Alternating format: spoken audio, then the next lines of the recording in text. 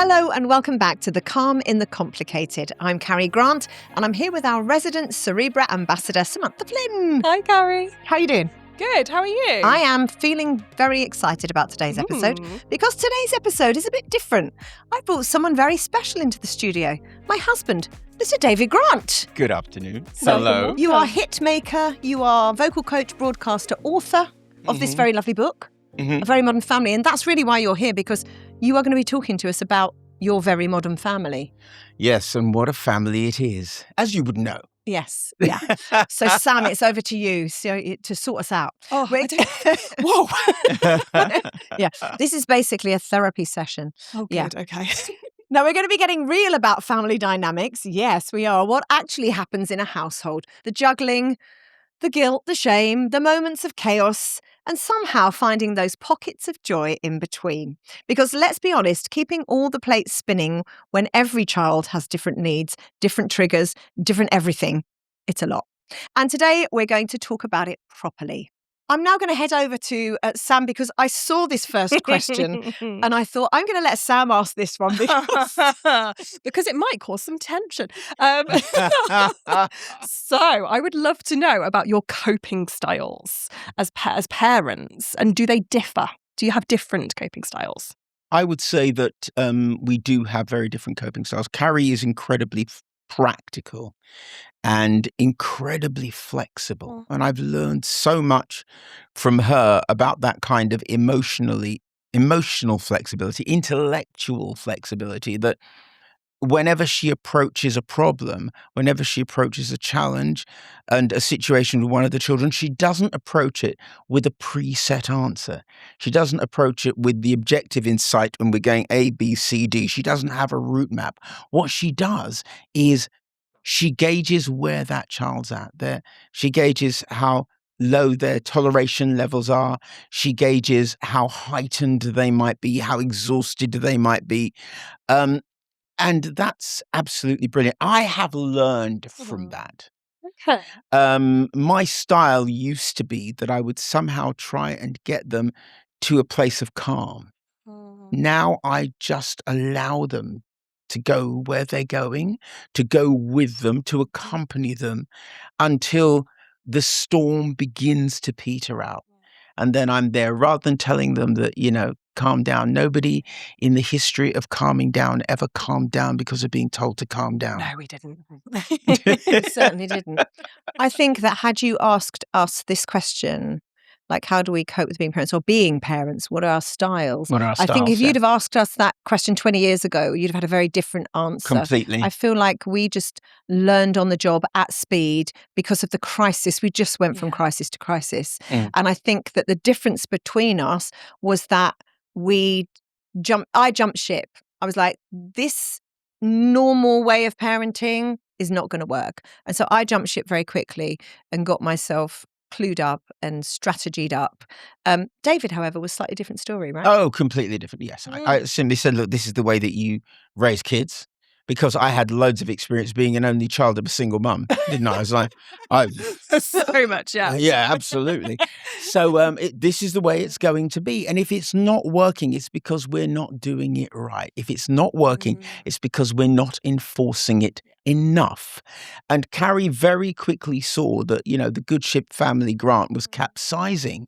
So, like she said, she jumped ship, put the kids in the life raft and headed for a different shore. And I strapped myself to the mast and went down singing Nearer My God to Thee as the ship capsized beneath the waves. It took me a while to actually resurface and work out that the children I was parenting only existed in my head. And we were on different pages. We were on different pages completely. For 2 whole years, it was just like argument after argument every day. We argued because it was like, no, I don't want to do it your way. And actually, that's one of the things that, talking to dads, which hopefully I'll get to talk about later, that's one of the things that you can so easily get into the your way and my way. And I fell right into that, that what you're saying isn't a way, it isn't their way, it isn't bespoke parenting, it's what you want to do. And what you want to do is not what I want to do. So everything that for a couple of years, everything that Carrie suggested that in any way digressed from what I considered the norm, no, I'm not going to do it. Yeah. No, that's not going to work. How can it ever work? And I was so wrong. I think that's such a common story, though, that there is so much sort of diversion in parenting styles within a family, and sometimes it does take a crisis to be able to sort of come back together and see how it works. I know that my husband and I, fortunately, have always been on a really similar page. Or we've at least been reading the same book. Yes. You know, we might be on. We might be in a different library. Absolutely, absolutely. And I think that for us, it's having that openness of thought. I think that's exactly what you were saying. You know, it's my way or your way. Yes. And for us, it's, well, how can we make our way? What can we do that is our way of parenting? And our way of parenting might not look like your way of parenting or anybody else's way of parenting. But you know what? It works for us right now. And it might not work for us next week or next year or when they're teenagers. But right now. To me, I think that among the things that Carrie had abandoned before I did was this concept of somehow having children who could present well. Being influenced by outside sources, being influenced by the impression that other people might have of my parenting, our parenting, and our children. And it was only at the point, I think that maybe had to come first, that I began to realize that somehow I had invested some of my self-esteem in how my children presented without even realizing it. And as a result, I was always being drawn towards what would appear to be the most user-friendly, acceptable presentation of parenting that would be acceptable to other people, even if it wasn't appropriate for our children. Absolutely. I can feel that. And I think it's something that I have felt. And I think, again, I'm quite fortunate that I've come to that realization quite early on.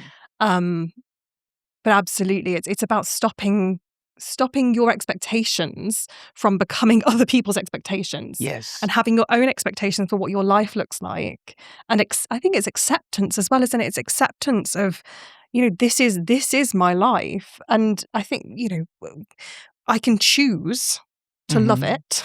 Yes. And we've said this before, haven't we? We can choose to love it, or, you know, go the alternative. What is the alternative? I think for us, we were under a magnifying glass. I remember being, you know, our children were quite young, but we would go through an airport and people would be taking photographs or filming our children having meltdowns. And so I think for we were us, on the TV, a kid would have a meltdown. It was just like, we did really feel in the spotlight. But I think even though that may not be other people's experiences, I think that there can be the wider family spotlight. I know for many we work with about 300 families now in a support group.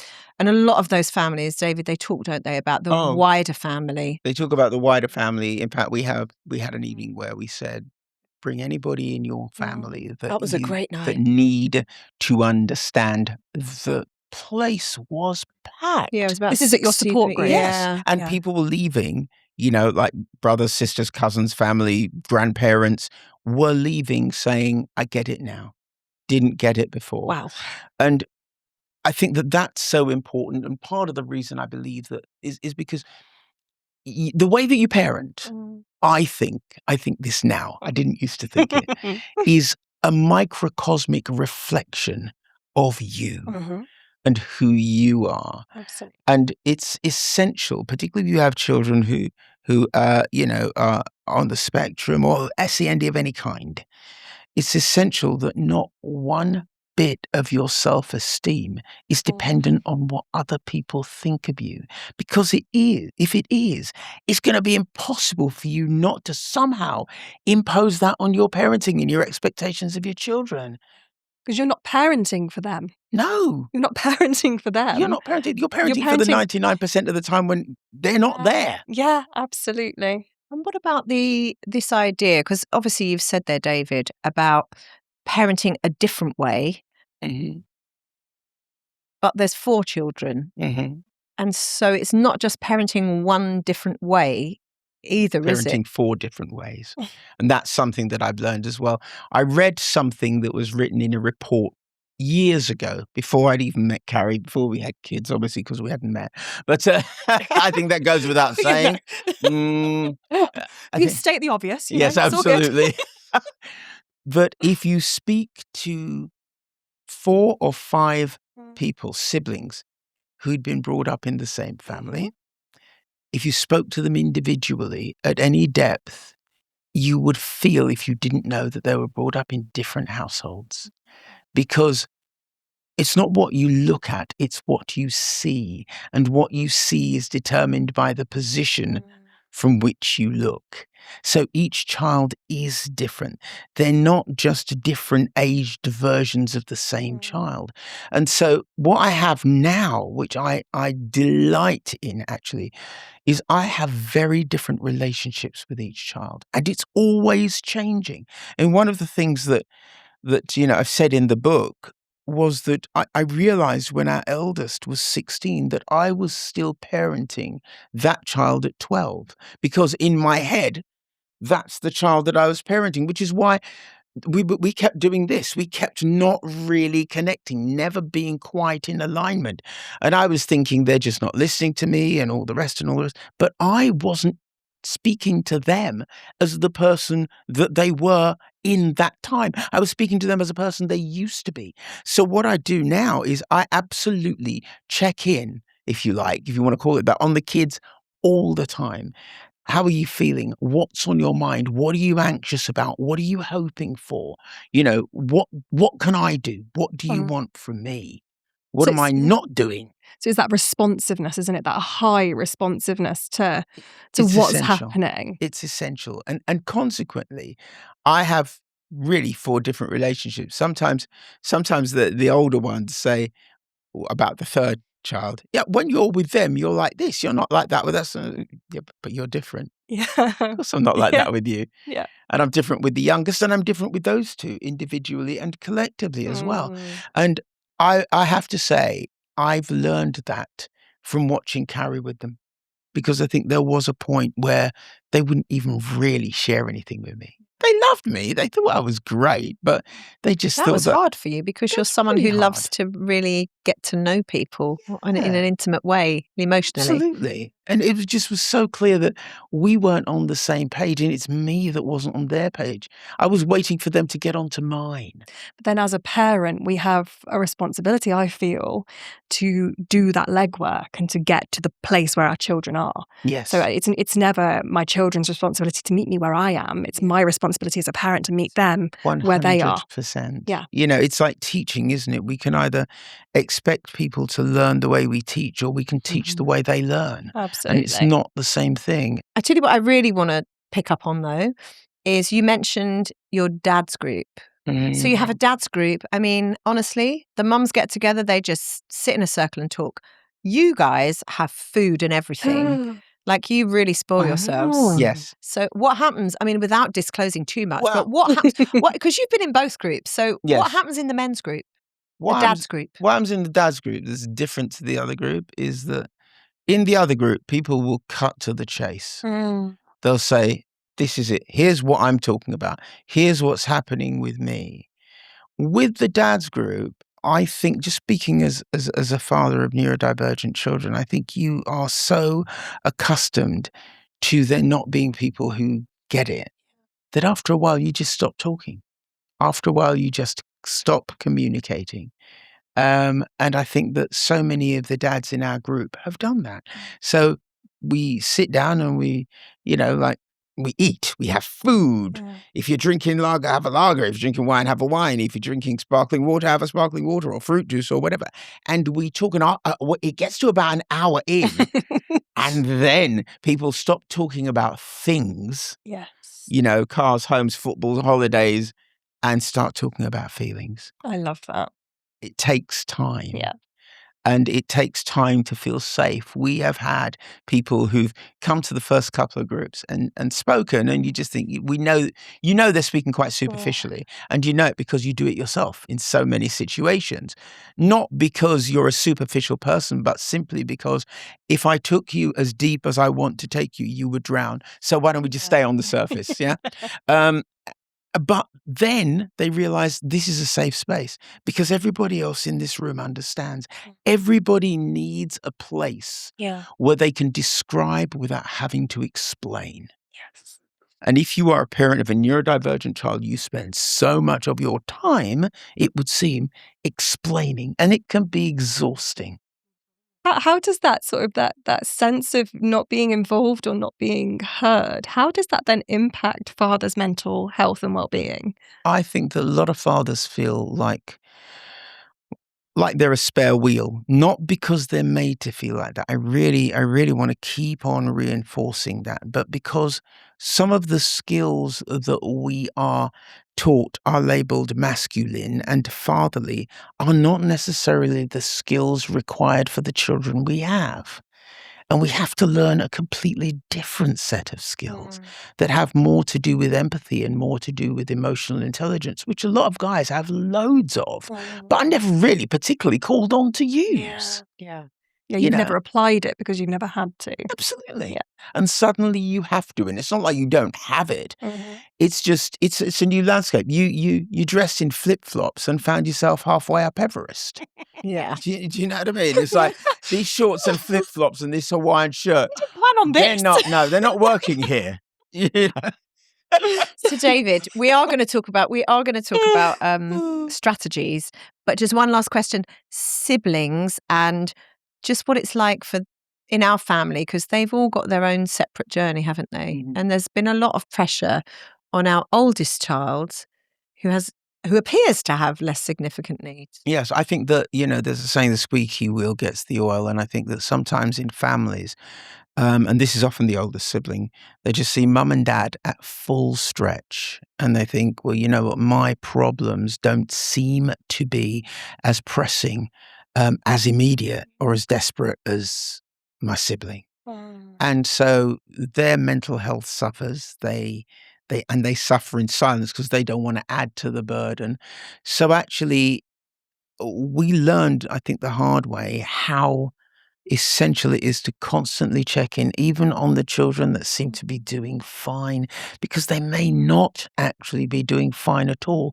They may simply be concealing it from you because they're afraid that you're not doing fine as I a imagine parent. that they probably have the same kinds of questions and issues as young carers. Yeah. Actually, I would not be surprised if there was some crossover in Absolutely. that group, Yeah. those two groups. So that kind of perfect child, if you like, doesn't necessarily. You have to go out of your way to ensure that they're getting attention, because the attention's not going to be reflexive because it would appear that they're fine. So they don't. Your reflex isn't to intervene and to help, but we have to make sure that we do. It's having that responsiveness again. Yes. Okay, so we've talked about the reality, the messiness, the stuff that makes family life complicated. But let's get practical. What actually helps? When David's talking about jumping ship, what was he doing when he jumped? What are the things that you can do when you're in the thick of it and you need something that works? Okay, David, I want your top tip. Strategy for a child. Strike while the iron is cold. Oh, explain.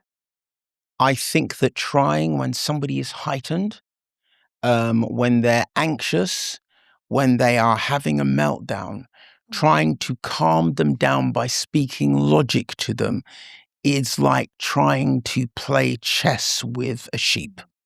It's just not the time. It's not going to work. You go with them. And when the storm has passed, then you speak about it. If a child's been rude or aggressive to you, you don't necessarily try and deal with it at the time. You wait until later, until they can actually listen, until the temperature has lowered. You might have one child who's got a different need that is diametrically opposed to the other. Yeah, So completely. how do we create an environment in our homes where they can tolerate each other? So we really have to delve into what does toleration mean and how do we achieve it? toleration and demand are both absolutely connected. All the work that's done on pathological demand avoidance shows these two groups between toleration and demand. If kids' toleration level is really low, you can't put demands on them. It's just like they're floppy. They'll just be like, no. Whereas if the toleration levels are up, you can put more demands on. What we have added into that two-structured thing is a triangle, which is the whole thing is being driven with our children by anxiety. Yeah. So if you lower the anxiety, the toleration levels go up and then demands can be put on. So for instance, if that child that really struggles with listening to loud eating is able to sit in, if we're going out for a special dinner, let's say going out for a birthday dinner where you want them all to be together, that child chooses the restaurant, knows where they're going to sit. We move the child that's the munchy child to the other end of the table. Yeah. And so their toleration levels, because we've put that in advance, their anxiety is lower, their toleration levels have gone up, and then they can tolerate the fact that there is a noisy eater. Yeah. But I think, obviously that takes a huge amount of work, just preparing all of that. Doesn't it just? Who gets the priority, who gets to choose this, and trying to remain fair. Can I ask you both as well about behaviours that are really extreme, really challenging, and we've had those. the impact that has on you as individuals, you as partners, you as parents, and other siblings who are in that house? I think that for me, one of the things that I believe very strongly is that love protects. And it actually can cause tremendous strain, I think, not just in our relationship, but this is another thing we talk about in both the groups, because love protects. What happens when you have to protect one person you love from another person you love? That is difficult.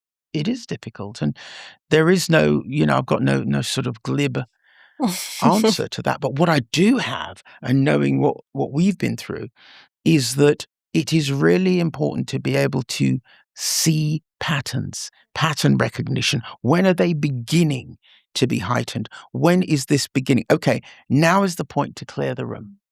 Now's the point to say, you go to somewhere else, I'll go to somewhere else. And I'll be with this person, because if they're going to attack you, I'll be here. And I think it's really important to recognize that. Of course, much harder for single parents raising neurodivergent kids, because where can they go?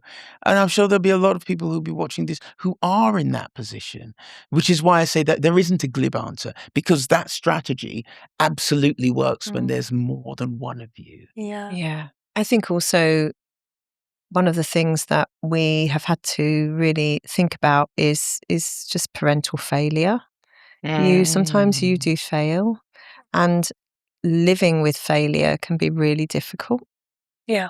I don't think there's any easy answer to that. No. I think that you just learn, it's like having walking with a limp, you learn to walk with it. You learn to walk with, actually, that hasn't gone so well. That's a real shame. And you just have to have known that you've done your best. You can only do what you can do. You can't do any more than you're capable of in that moment. And so I think those are things that these are all parts of our community. This is the deep stuff. It really is. This really is. There's a little thing that I read somewhere that I think is absolutely right, which is sometimes success is simply saying at the end of a day in which you failed, I'll try again tomorrow. Yeah. Because that's all you've got in a way. All you've got is today. And I think that anybody with children whose moods, whose state of mind, whose state of emotional well-being can vary from day to day, will know that all you have is today. Yeah. Today's been a terrible day. It doesn't mean tomorrow won't be a great one. Today's been a great day. It doesn't mean tomorrow won't be way more challenging. And how do you find that you stay happy and united through all of the various challenges that are thrown your way? I think we're really fortunate that David and I have been together for 40 years. I think that kind of provides a foundation. But obviously some of these issues were going on 20 years ago, having said that. But I think that because we are solid in our relationship, we're not going anywhere. No. So we know that we will weather the storms at this point, So I think maybe that's a privilege, actually.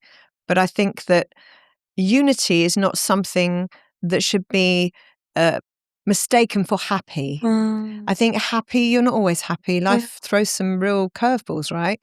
But unity is something that you have to constantly work at. It's something that David and I, from date number 1 back in 1986, sat and talked till 4 a.m. because we just love talking. So I think that creating an environment where you're talking the whole time and that you're able to update on situations so that you don't wait for 6 months for that conversation to happen, by which time there's a massive explosion.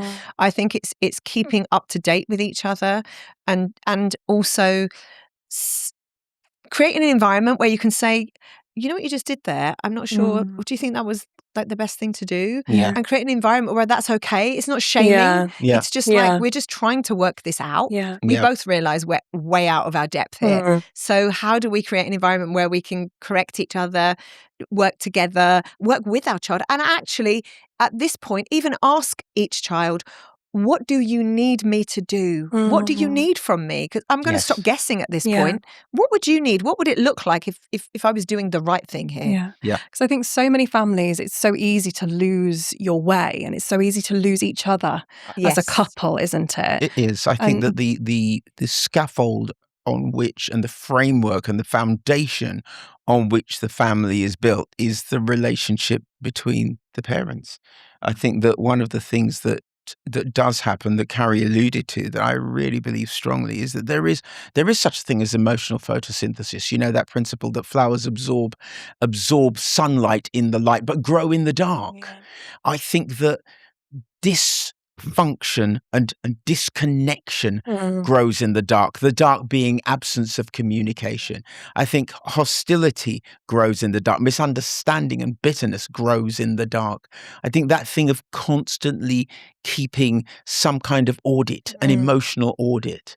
How do you think that went? I think I said this and I thought that was really good. Do you know what happened today? Because Carrie might not have been there, or I might not have been there. Such and such said this. And sometimes you're hearing things from one another that the children may have said that, or may have done that, but I'd rather hear it from Carrie and she'd rather hear it from me than not know. And that way, the central element in our family is us. Yes. And then the family revolves around us, but we keep our us protected. Carrie isn't the children. I am not the children. They are our children, but they are 4 individuals. Our us is us. Amazing advice, David. That was fantastic conversation. Now, I'm really pleased to welcome Dr. Nikita Hayden, a research associate at the University of Sheffield and an assistant professor at the University of Birmingham. Her work focuses on siblings of children with learning and developmental disabilities. She's also a volunteer research associate for the charity SIBS. Nikita, thanks for being here. What have you learned about how siblings are affected, and what tips can help families? Yeah, thank you so much for having me. It's great to be here. So, I think in terms of what we know about siblings, we know that sibling experiences are really diverse. I think you've touched on that with all of your children being so different. And what we've learned really is that siblings' experiences aren't universally negative. I think there's often an assumption, when people do research or think about the research, that siblings are going to somehow be negatively impacted. But we don't have to automatically think of siblings as an at-risk group. Some siblings do experience sort of adverse outcomes, so like poor mental health or behavioural difficulties, but often these are related to like poverty and socioeconomic factors and these kind of social factors, not just about having a sibling that has a learning disability or developmental disability. And it's important to note as well that most siblings, when you look at it at like a population level, are doing really well. So it's not across the board. And what's really interesting, I think, is that kind of top concerns from parents are related to sort of siblings' well-being and about like how do they support their children to have a good relationship with each other. But it's often kind of worrying about not doing enough. And I think because the data on siblings shows that a lot of siblings are doing well in terms of their well-being, I think parents can sometimes worry too much about that aspect. So SIBS, for example, the kind of advice they give to parents when they're talking to a sibling who's not disabled is to make sure that you're listening first and not just trying to go in and fix the problem. Because I think sometimes that's the first thing that adults want to do for children, is to just sort of fix the problems for them, and actually listening and acknowledging those feelings before trying to like explain away the issue by sort of saying, oh, it's because your sibling has X, Y, or Z that they behave in that way, and instead sort of sitting with that experience and then coming back later and helping the child come up with some solutions that might work for you and your family. Can I ask as well about how siblings age together and what sibling relationships start to look like as we reach adulthood, and how adult siblings then relate to potentially a disabled sibling? Yeah, I mean, it varies. It varies massively. There aren't that many studies that look at children as they become adults, like the same children and adults over time. So we're often looking at studies that the differences between child studies and adult studies with different people taking part. So if you look at the general population, the pattern is that as kids get into adolescence, their peers, their friends become more important, and that their family becomes less important. And then what happens is as people get into their 30s, family becomes more important again. And we're seeing kind of that pattern with siblings where one has a learning disability as well. What we're seeing with adult siblings, and I think the big difference between adult siblings and child siblings when I speak to them, is adult siblings worry a lot more about the future. Some child siblings do, but they're thinking about future planning. They're thinking about care when their parents are no longer able to do that. And some of them really want to take on this role. Some of them it's not something they want to do. And so these kinds of conversations don't happen as early as they need to between parents and adult siblings about what support and care is going to look like for somebody with a learning disability, if that's needed. And also, like, people with learning disabilities are often excluded from the conversation as well. So adults with learning disabilities, sometimes a conversation will happen between a parent and a sibling who's non-disabled, but then the person with a learning disability is excluded, which is wrong. So yeah, I think if I could think about what adult siblings need from their parents, is to maybe have these conversations earlier and having them in more meaningful ways. But my understanding as well is that they're like difficult conversations. So it's easier said than done, I think, quite often. Nikita, that's so helpful. Thank you so much. Yes. I have really learned something there about when a child is saying, this is how I'm experiencing my disabled sibling, that we don't just go, oh, well, you know why that is? You know what it is? It's because they're autistic. And so we're kind of excusing, in a way, we're explaining that child to help the sibling understand, but we're not really helping that child who's just trying to voice, I am really struggling with, I don't really care what their diagnosis is. This is my Yes. experience of them, right? So that is such a great take home. Thank you. Thank you so much for bringing your wisdom today, Nikita. Now, family dynamics aren't just about the people living under your roof. It's also about finding your people outside of it, the ones who actually understand what you're living through.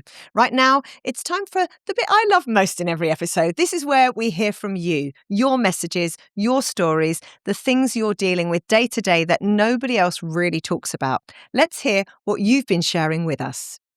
Hi there, my name's Mark, and I'm Tobias, and we are the adopted dads of two boys, one who's 8 and one who's 5.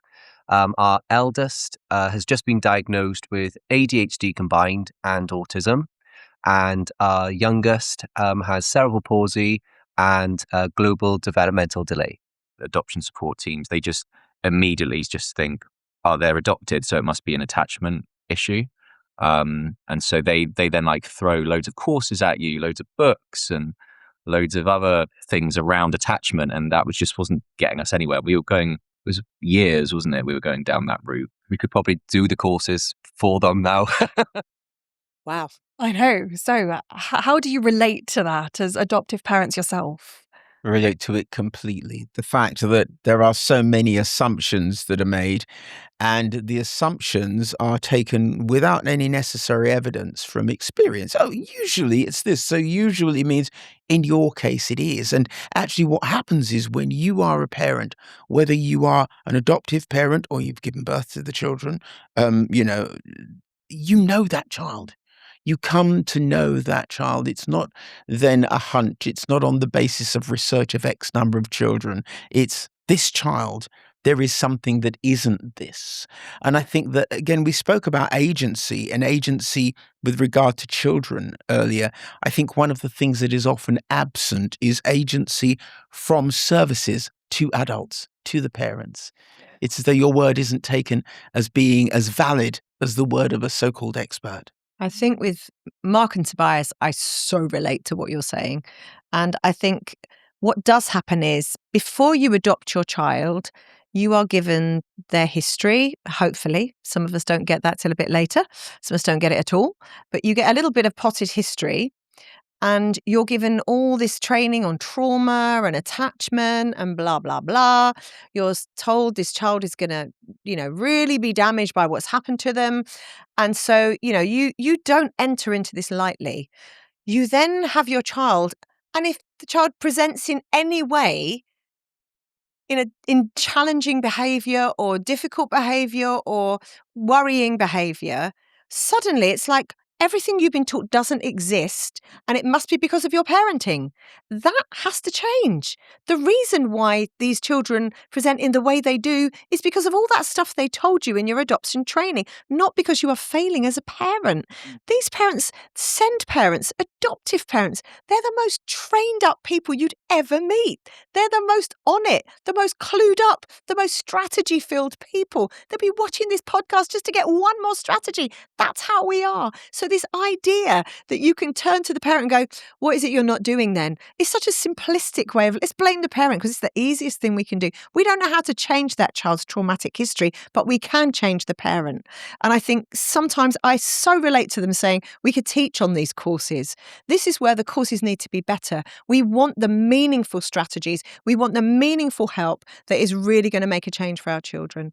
So that for me, thank you so much for saying all of that. I feel very heard. So let's hear from another one of our community.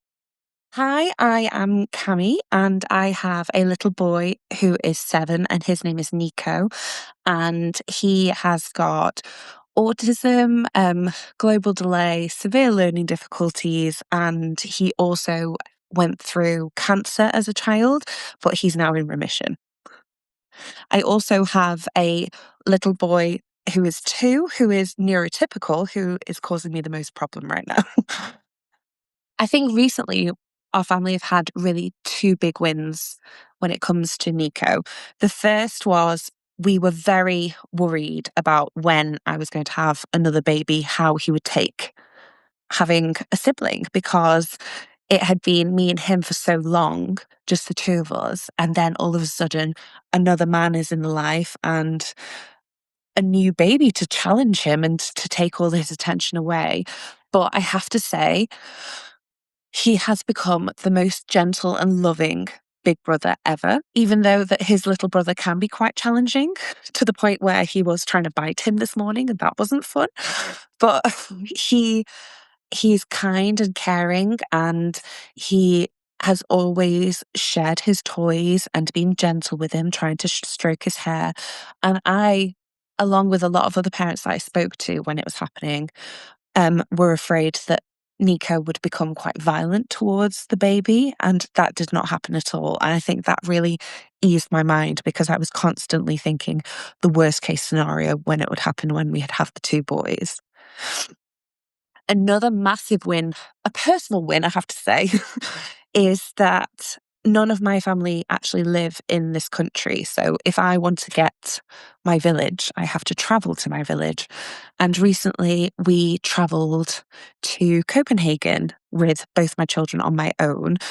So you can imagine a non-verbal child and a toddler on a plane is not exactly fun, but we did it. And Nico absolutely loved traveling. He loved being abroad. He loved experiencing Denmark and everything that it had to offer. He absolutely adores my mum. That is his person. And the video clip of them seeing each other at the airport just honestly brings tears to my eyes.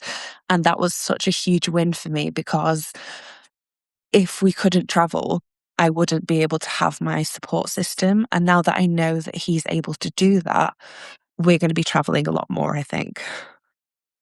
Oh, that's amazing. I love a Beautiful. success story. I know. And it's one of those wins that we're talking about that in our community might look different to other communities, but it's such an essential part for Cami and for her ability to access her village. Yeah.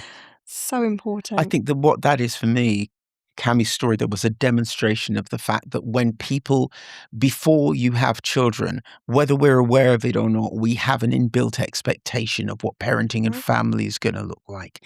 And that the only way that I think that we can begin to love what we have is to let go of what we expected. Yeah. I love the fact that Nico has got that nurturing side.